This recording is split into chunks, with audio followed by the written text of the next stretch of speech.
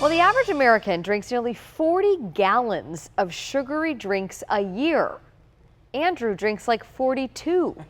Aside from the empty calories, there are a lot of other health concerns and risks that come with sugar and sugary juices. Joining us to talk about why that is and what we can do to change it is Dr. Richard Chaffoo. Dr. Chaffoo, thanks for being here. Good to see you, Jen. This is always a topic in our newsroom because we have several soda drinkers here, including diet soda drinkers. So I want you to explain to the audience what is really the difference between regular soda and diet, and is diet really better for you? So great question. The bottom line is I'm kind of a reformed drinker of sodas as well. So basically, Jen, the issue is sugar content. So the regular drinks that have large amounts of sugar have been associated with people that drink like 6 to 12 of these in a week. These recent studies have showed compelling evidence that actually there's an increased level of the blood sugar and also associated with obesity, with diabetes and heart disease over the long term. So the diet drinks really are more related to, stimulating one's sugar craving. But the problem is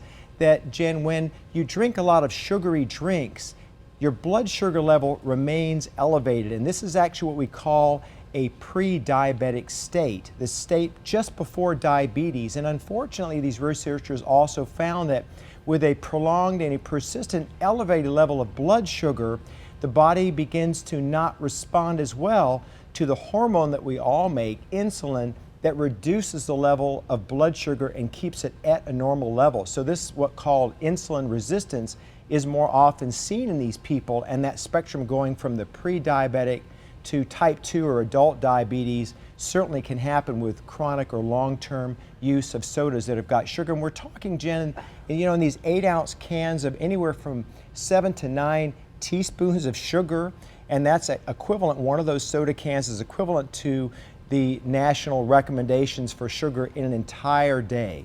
All right, so I just happen to have a can of Diet Pepsi here from my dear co-anchor.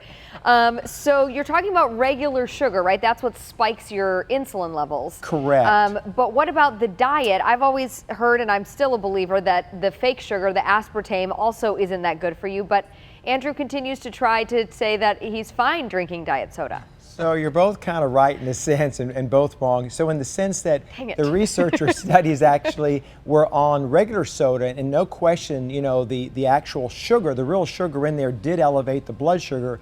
The diet sodas probably are not that great for you in the sense that they're chemicals, much of which the body finds difficulty being able to break down, but also stimulates one for sweet cravings, and in that situation stimulates you to eat more sugar of a variety of things. Could be a candy bar, could be lozenges, other types of sweet items, because it makes your craving for something sweet increase, even though it's a diet drink. So actually it's just not a good idea, any of these types of drinks. Okay, really. I've only got like 10 more seconds. Do you think taxing sodas like we do with tobacco and other things will curb people's habit? Do you think that is an effective solution? Short answer, probably not. I mean, it's a small tax. I think it's better educating people on the health benefits. People, we're adults, make choices.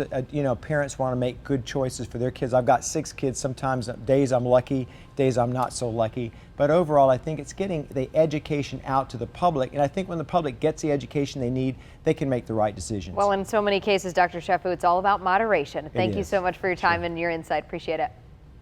And the debate.